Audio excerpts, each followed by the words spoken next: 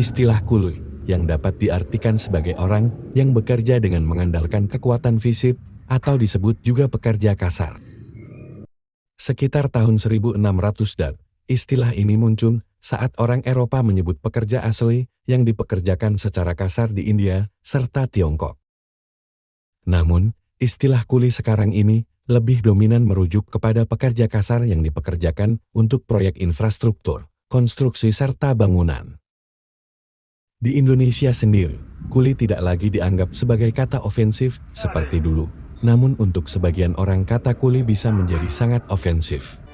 Sebab orang Indonesia pada umumnya memakai kata ini untuk merendahkan profesi atau pekerjaan yang pada umumnya digeluti oleh orang Jawa yang dulunya menjadi kuli pada saat berlayar ke Suriname.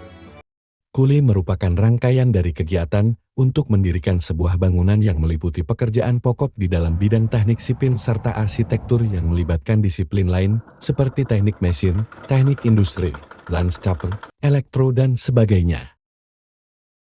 Segala proyek yang sedang dilakukan tersebut selalu akan ada beberapa pekerjaan yang dibagi menjadi beberapa peran. Berikut adalah beberapa tugas dari kuli sesuai dengan peran masing-masing.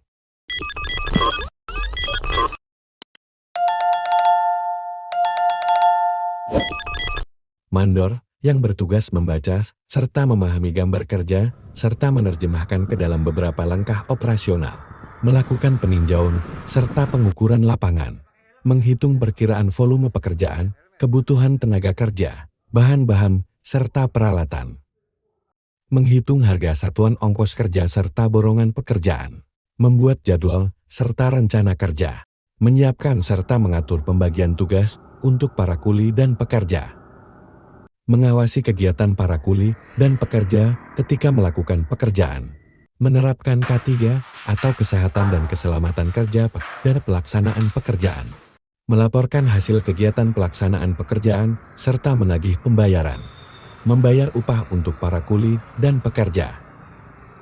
Kepala Tukan yang bertugas memimpin para kuli, memberi contoh pelaksanaan pekerjaan sebagai tempat untuk bertanya, sekaligus belajar, sebagai tempat penitipan upah dan mengatur alat kerja.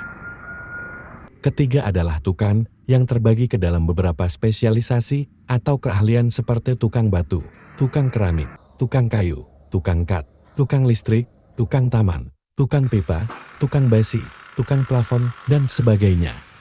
Pekerjaan pertama yang dilakukan saat membangun sebuah bangunan adalah membuat pondasi. Untuk itu, penggalian akan menjadi hal pertama yang dilakukan ketika sedang membangun yang akan dikerjakan oleh tukang gali. Daerah yang terkenal untuk tukang gali adalah daerah Sindan, Cirebon, Jawa Barat.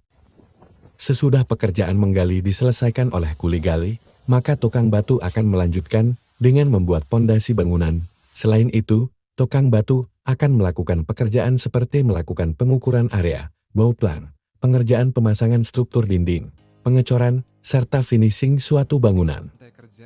Tukang besi, ketika tukang batu membuat serta melakukan pengecoran, maka diperlukan material kuat yang lain untuk menambah sokongan pada bangunan yakni besi yang akan dilakukan tukang besi. Tukang besi sangatlah penting dalam setiap pembangunan, dari mulai membuat konstruksi rumah, sloof, kolom, dan masih banyak lagi. Tukang pralon akan bertugas melakukan pekerjaan yang berhubungan dengan pemasangan instalasi pralon, baik jaringan pralon untuk air bersih maupun jaringan pralon untuk saluran air kotor, atau lebih kerennya tukang pralon ini disebut plumbing.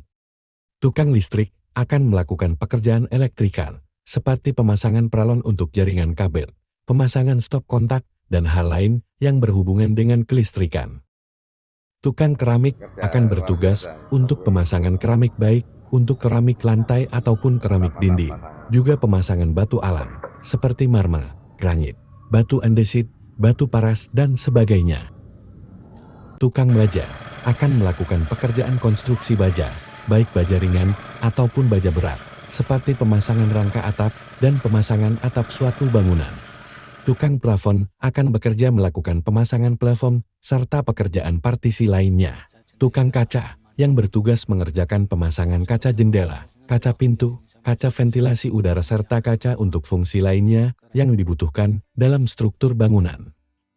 Setelah proses pekerjaan sipil selesai, Maka tugas selanjutnya adalah pekerjaan tukang cat, baik untuk pengecatan tembok dalam maupun tembok luar, plafon, kusen ataupun daun jendela dan pintu. Pada tahap ini, kerapian dari hasil pengecatan akan berpengaruh pada penampilan suatu bangunan. Kemudian, golongan tenaga kerja dalam suatu bangunan yang mempunyai peranan penting dalam kelancaran suatu proyek pembangunan adalah apa yang disebut dengan kenek, laden, kuli, helper atau mereka bisa juga disebut sebagai asisten tukang. Adalah orang yang bertugas membantu tukang, menyiapkan, melayani, atau membuat barang atau komponen-komponen yang dibutuhkan oleh seorang tukang dalam proses pekerjaan suatu bangunan. Sebab tanpa adanya seorang kenek atau laden, pekerjaan akan banyak mengalami kesulitan atau kendala. Demikian semoga berguna. Salam kuli proyek Indonesia, bangga menjadi kuli, setulus hati membangun negeri.